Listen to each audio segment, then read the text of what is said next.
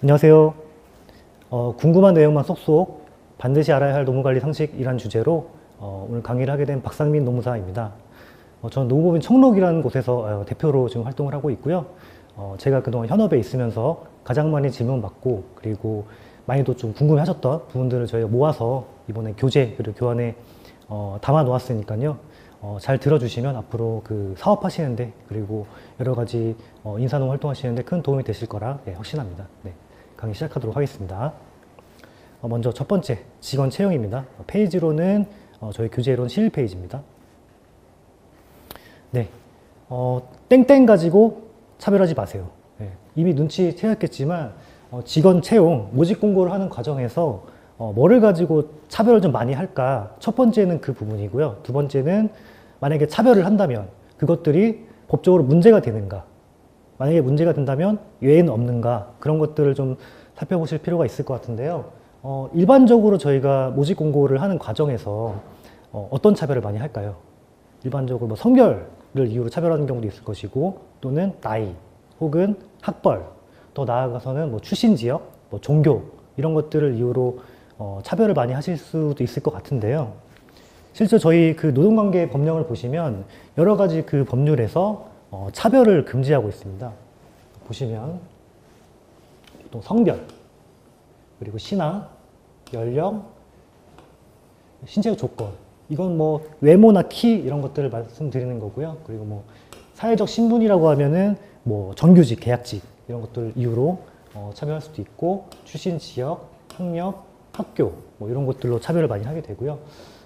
그리고 보시면 연령 그리고 장애인 유무 또는 뭐 출산 유무 이런 것들을 이유로 많이 차별을 하게 되는데요. 이런 것들은 저희 노동관계 법령에서 차별을 금지하고 있다 이렇게 보시면 되겠습니다. 그런데 제가 말씀드리고 싶은 건 뭐냐면 반드시 절대적으로 차별을 해야 된다. 차별하면 안 된다. 그건 아닙니다. 왜냐하면은 저의 그 헌법에 보면은 이제 평등권이라는 이제 기본권이 있는데 이것조차도 상대적 평등을 얘기하는 거기 때문에 합리적인 이유가 있다라고 한다면 그런 것들은 차별로 보지 않는다 이렇게 이해하시면 되겠습니다. 뭐 예를 들어서 그 승무원 같은 경우도 저희가 이제 사회적으로 요구되는 어떤 신체적인 뭐 외모의 뭐 단정함이라든지 이런 것들이 필요할 수 있고요. 그리고 여성 같은 경우는 갱년근로 자체가 애초에 금지되기 때문에 그런 업무에 남성 직원만을 모집 공고를 하는 경우에도 합리적인 이유가 있기 때문에 차별에 금지가 되진 않는다. 네, 이렇게 보시면 되겠습니다. 네, 그래서 이제 차별에 해당되는 사례가 무엇이 있는지 좀 살펴보면 첫 번째는 성별에 따른 채용 인원 차등. 그러니까 남성은 좀 더 많이 뽑고 여성은 적게 뽑고 이런 부분도 문제가 되는 부분이고요. 두 번째는 특정 성별에 대해서 나이 제한을 두는 거죠. 뭐 여직원분들은 뭐 30대까지만 그런데 남자 직원들은 나이에 제한이 없다든지 이런 부분도 문제가 되는 거고요. 그리고 뭐 특정 성별만을 채용 조건으로 표시를 하거나 혹은 뭐 같은 나이, 같은 학력임에도 불구하고 특정 성별만 좀 더 많이 뽑거나 혹은 채용 조건을 하는 경우도 문제가 되는 사례입니다. 그리고 군 가산점제 부여 같은 경우도 있는데 사실 우리 헌법에는 모든 국민은 다 병역 의무를 진다고 보고 있지만 다만 병역법에 보면 남성 근로자만을 병역 대상으로 보고 있기 때문에 이런 상황 속에서 남성 직원에게 가산점제를 부여하는 것은 채용 차별에 해당한다 이렇게 이해하시면 되겠습니다. 반대로 차별에 해당되지 않는 합리적인 이유가 있는 사례도 있는데요. 예를 들어 남성 직원이 아니면 정상적으로 업무가 좀 불가능한 예를 들어 뭐 신체적인 조건이 좀 많이 요구되는 경우나 특정 키 이상이 되어야 되는 경우에는 요구되는 업무인 경우에는 남성 직원만을 채용 조건을 한다 하더라도 문제가 없다 이렇게 보시면 되겠습니다. 이 부분 제가 말씀드린 부분이죠. 객내 근로는 이제 여성 직원들은 못하기 때문에 채용 조건에서 제외한다 하더라도 문제는 없다 이렇게 보시면 되겠습니다. 그리고 이 내용은 이제 교재에 있는 내용인데요. 실무 팁입니다. 군복무 기간이 퇴직금 산입 범위에 들어가는지 여부. 요즘에는 이제 병역 의무 자체를 이제 회사 생활하면서 대체하는 경우도 많이 볼 수가 있는데, 그 경우 외에도 업무를 하다가 이제 군에 입대하는 경우가 있어요. 이 경우에 과거 병역법에서는 군복무하는 기간 자체를 재직 기간에 포함했기 때문에 당연히 산입하는 걸로 봤었지만, 현재 개정된 법에서는 승진에 대해서만 군복무 기간에 대해서 차별을 금지하고 있을 뿐, 실제 나머지 부분에 대해서는 산입하지 않는다 하더라도 법적 문제는 없기 때문에 결론적으로는 군복무 기간은 퇴직금에 산입하지 않아도 된다. 네, 이렇게 이해하시고 넘어가겠습니다. 네, 다음으로 제가 예를 들어서 채용 차별을 겪었다라고 했을 때 어떤 법적 기관을 통해서 구제를 받을 수 있는지 살펴보도록 하겠습니다. 첫 번째는 다 예상하시듯이 국민인권위원회에 진정을 제기하는 거죠. 그렇지만 좀 한계적인 부분은 있는 게, 사실 그 국민인권위원회 같은 경우는 이제 정확하게 조사를 하고 그거에 대해서 민간 기관에 시정, 권고를 하는 건 맞지만 이게 권고에 그치다 보니까 실제로는 법적 구속력을 갖지는 않는다. 그러니까 이행하지 않는다 하더라도 민간 기관에서 특별히 손해보는 것이 없기 때문에 실효성에 있어서의 어떤 한계점은 있고요.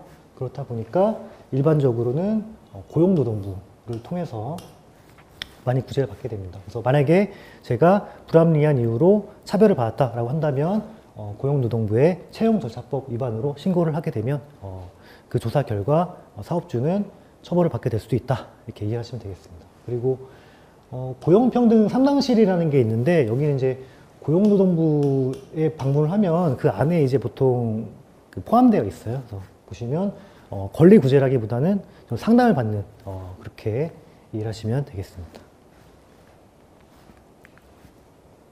네, 다음으로 모집 공고와 실제 근로 조건이 다른 경우 어떻게 대처해야 되는지를 살펴볼 텐데요. 사실 이건 두 가지로 나뉘어요. 첫 번째는 실제 모집 공고와 근로계약 그 자체가 다른 경우가 이거 첫 번째고요.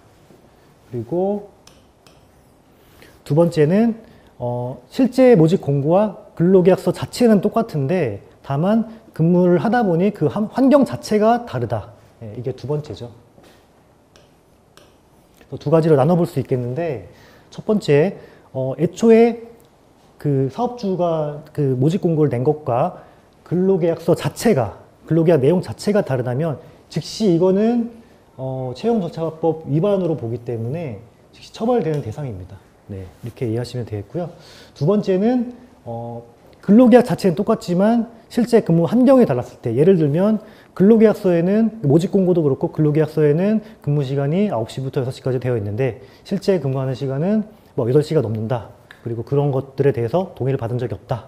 혹은 나는 급여를 5천만 원 받기로 예정이 돼 있었는데 실제로 받는 급여는 그보다 적다라고 했을 때는 실제로 적용되는 그런 조건이 다른 경우로 볼 수 있기 때문에 크게 세 가지 근로자는 첫 번째, 근로계약 해지가 가능하고요.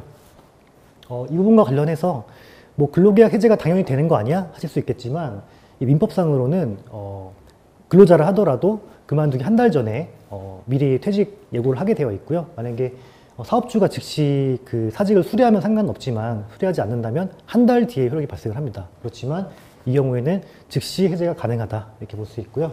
두 번째는 손해배상 청구를 할 수 있는데 이 경우에도 원래는 법원에 가서 소송을 제기를 해야 되는데 노동위원회라는 기관을 통해서 행정심판기관을 통해서 간단하게 해결할 수 있다. 이 점이 또 있습니다. 그리고 마지막으로 세 번째는 취업을 목적으로, 예를 들어 제 그 주소지가 부산인데 서울로 이사를 가서 아파트 계약을 했는데 불합리한 이런 사유로 해서 계약을 해지하게 됐다 했으면 이거에 대한 귀양력이 뭐 차비라든지 여러 부대 비용, 뭐 이사를 하는 들어갔던 비용들에 대해서도 충분히 청구가 가능하다라는 부분이 있습니다. 이런 것들이 저희 법률에 규정이 되어 있는 사항이고요. 네. 네, 넘어가겠습니다. 네, 다음으로 저희가 이제 직원을 채용했을 때 어떤 서류를 받아야 되는지를 시험에서 가장 많이 또 질문을 받는 부분 중에 하나인데요. 사실은 법적으로 어떤 뭐 채용을 하는 데 있어 뭐 필요한 서류가 정해져 있지는 않습니다. 다만 제가 이제 실무에서 여러 이제 일을 하다 보니까 이 정도 서류는 기본적으로 공통적으로 있으셔야 된다라는 부분을 제가 정리를 좀 해봤는데요. 첫 번째는 이력서, 자기소개서, 경력증명서예요. 왜냐하면 물론 이제 처음에 면접 볼 때는 이걸 가지고 계시겠지만 나중에 이걸 보관하지 않다가 생기는 문제는 뭐가 있냐면 그 직원분들이 그런 경우가 있어요. 뭐 학력을 예를 들어 뭐 은폐를 한다거나 사칭을 한다거나 혹은 경력 자체를 부풀려서 처음에 들어왔는데 이게 좀 이렇게 같이 일을 해보다 보니까 업무가 제대로 안 되는 거예요. 근데 그 경우에 이제 예를 들어 뭐 불가피하게 징계를 한다거나 혹은 전환 배치를 할 때에도 이런 거에 대한 증거가 있어야 되는데 그 증거가 바로 이력서, 자기소개서, 경력증명서가 된다는 거죠. 네.